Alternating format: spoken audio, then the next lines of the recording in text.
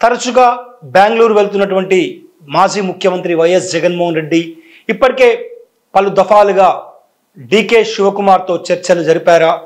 ఒక దఫా రాహుల్ గాంధీతో కూడా చర్చలు జరిపారా? అంటే ఏపీ పొలిటికల్ సర్కిల్తో పాటు ఢిల్లీ పొలిటికల్ సర్కిల్లో అవుననే సమాధానం వినిపిస్తుంది. ప్రధానంగా ఇండియా కూటమిలోకి జగన్ వెళ్ళడానికి అనేక ఈక్వేషన్స్, అనేక కారణాలు కనిపిస్తున్నాయి. ప్రధానంగా ఇప్పటికే ఆయన ఓటమి తర్వాత తరచుగా బెంగళూరుకు వెళ్తున్నారు. బెంగళూరులో తన నివాసంలోనే ఉంటున్నారు. అక్కడ డిప్యూటీ సీఎంగా ఉన్నటువంటి కర్ణాటక పిసిసి అధ్యక్షులు డీకే శివకుమార్తో వైఎస్ కుటుంబానికి అత్యంత సన్నిహిత సంబంధాలు ఉన్న సంగతి తెలిసిందే. ఈ నేపథ్యంలోనే డీకే శివకుమార్ జగన్మోహన్ రెడ్డితో ఇండియా కూటమిలను తనను రప్పించేందుకు పలుమార్లు చర్చలు జరిపినట్లు కూడా ఏపీ పొలిటికల్ సర్కిల్లో టాక్ వినిపిస్తుంది. ఇప్పటికే 3 దఫాలుగా కూడా డీకే శివకుమార్తో చర్చలు పూర్తయ్యాయి. ఇక ఇండియా కూటమిలోకి జగన్ వెళ్ళడమే లాంఛనమే అని కూడా వైసీపీ నేతలు చెబుతున్నటువంటి మాట. గత నెల 24న పార్టీ నేతలపై, అంటే వైఎస్ఆర్ కాంగ్రెస్ పార్టీ నేతలపై జరిగినటువంటి దాడులు కావచ్చు, హత్యలు కావచ్చు, హత్యాయత్నాలు కావచ్చు, వీటికి సంబంధించి గత నెల 24న ఢిల్లీ జంతర్ మంతర్ వేదికగా జగన్ ధర్నా నిర్వహించారు. ఆ ధర్నాకు ఇండియా కూటమిలో ఉన్నటువంటి కీలక భాగస్వామ్య పక్షాలు నేతలు, సమాజ్వాదీ పార్టీకి చెందినటువంటి చీఫ్ అఖిలేష్ యాదవ్ కావచ్చు, తృణమూల్ కాంగ్రెస్ సంబంధించిన ప్రతినిధులు కావచ్చు, ఆప్, అదేవిధంగా డిఎంకే, అన్నా డిఎంకే, మహారాష్ట్రకు సంబంధించినటువంటి ఎన్సిపి శరద్ పవార్ పార్టీ, అదేవిధంగా ఉద్ధవ్ థాక్రే శివసేన పార్టీకి సంబంధించినటువంటి కీలక నేతలంతా హాజరయ్యారు. ఈ పార్టీలన్నీ కూడా ఇండియా కూటమిలో క్రియాశీలకంగా పనిచేస్తున్నాయి. ఒక్క కాంగ్రెస్ పార్టీ మినహాయిస్తే ఇండియా కూటమిలో ఉన్నటువంటి దాదాపు అన్ని పార్టీలు జగన్ ధర్నాకు మద్దతు ఇచ్చాయి.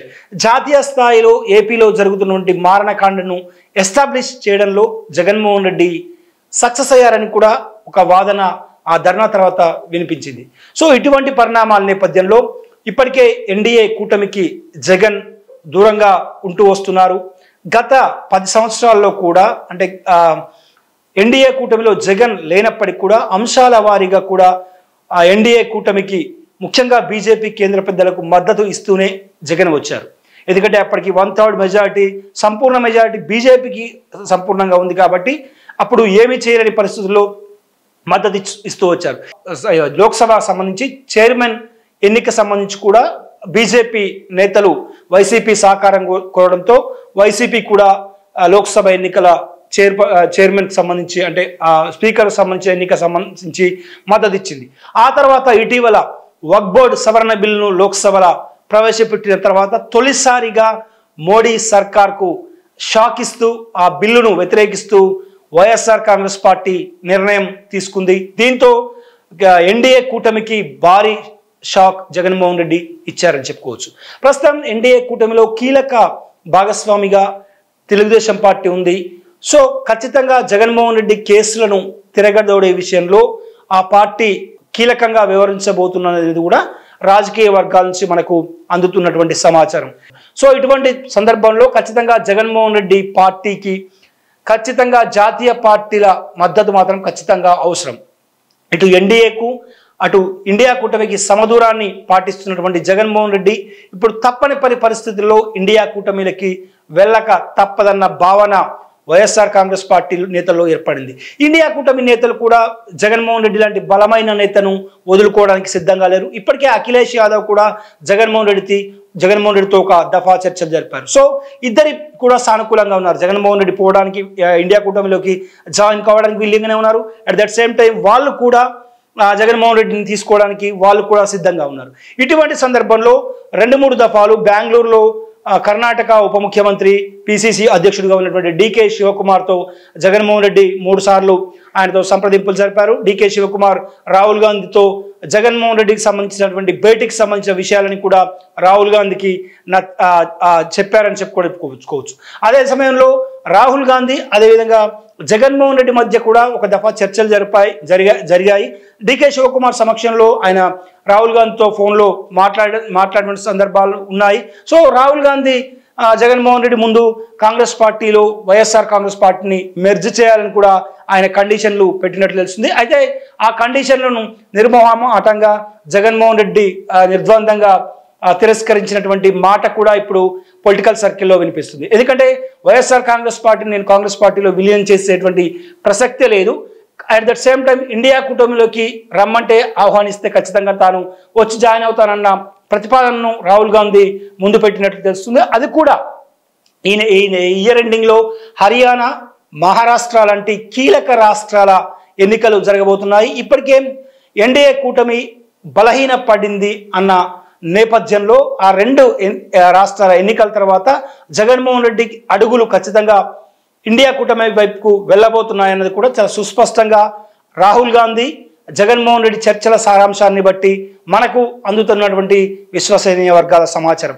దాంతోపాటు అంటే తాను ఇండియా కూటమిలోకి రావాలంటే ఖచ్చితంగా ఏపీ కాంగ్రెస్ చీఫ్గా ఉన్నటువంటి వైఎస్ షర్మిలను ఖచ్చితంగా తప్పించాల్సిందే. తన ఓటమిలో అంటే వైఎస్ఆర్ కాంగ్రెస్ పార్టీ అధికారం కోల్పోవడంలో వైఎస్ షర్మిల పాత్ర, తన సోదరి పాత్ర కీలకంగా ఉంది.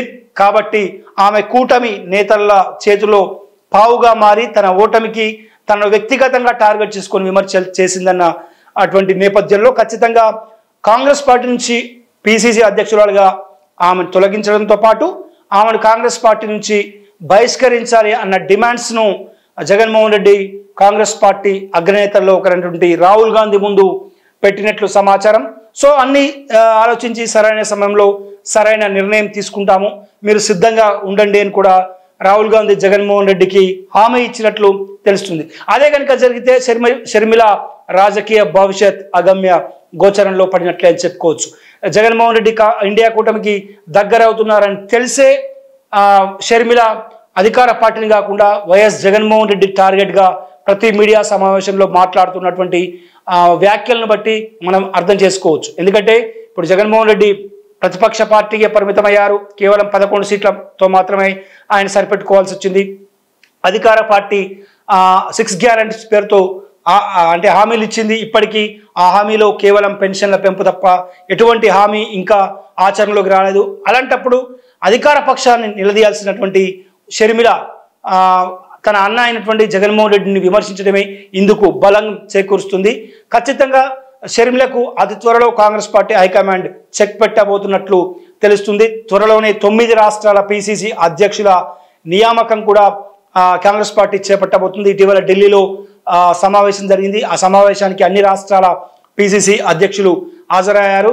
సో త్వరలోనే ఆ 9 రాష్ట్రాలతో పాటు ఆంధ్రప్రదేశ్ నుంచి కూడా షర్మిలను తప్పిస్తారన్న ప్రచారం జరుగుతుంది. జగన్మోహన్ రెడ్డిని ఇండియా కూటమిలోకి ఆహ్వానించాలంటే ఖచ్చితంగా షర్మిలను తప్పించాలి. కాబట్టి మెజారిటీ కూటమి నేతలు అంటే ఇండియా కూటమిలోని మెజారిటీ రాజకీయ పక్షాలు జగన్మోహన్ రెడ్డిని తీసుకురావాలని కూడా కాంగ్రెస్ పార్టీపై ఒత్తిడి తెచ్చినటువంటి నేపథ్యంలో షర్మిలను కాంగ్రెస్ పార్టీ నుంచి తప్పిస్తారన్న అంటే వార్తలైతే కాంగ్రెస్ పార్టీ నుంచి వినిపిస్తున్నాయి. మొత్తం మీద ఇండియా కూటమికి ఇప్పుడు జగన్మోహన్ రెడ్డి దగ్గర అవుతున్నారన్న వార్త ఏపీ పొలిటికల్ సర్కిల్లో చక్కర్లు కొడుతుంది.